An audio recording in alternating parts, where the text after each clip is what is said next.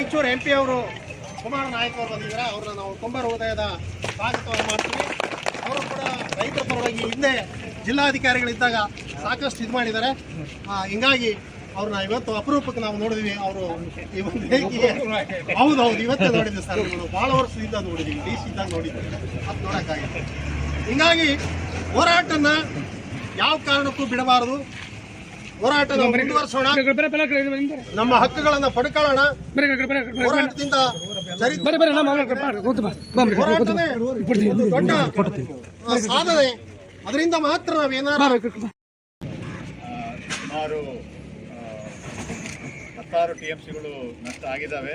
ಇನ್ನೂ ಬಹಳಷ್ಟು ನಷ್ಟ ಆಗ್ತಾ ಇತ್ತು. ಆದರೆ ನಮ್ಮ ಇಂಜಿನಿಯರ್ಗಳ ಚಾಕಚಕ್ಯತೆಯಿಂದ ಅವರು ಬಹಳ ಚೆನ್ನಾಗಿ ಇಂಜಿನಿಯರ್ಗಳು ಇಲ್ಲೇ ಬಂದಿದ್ದಾರೆ.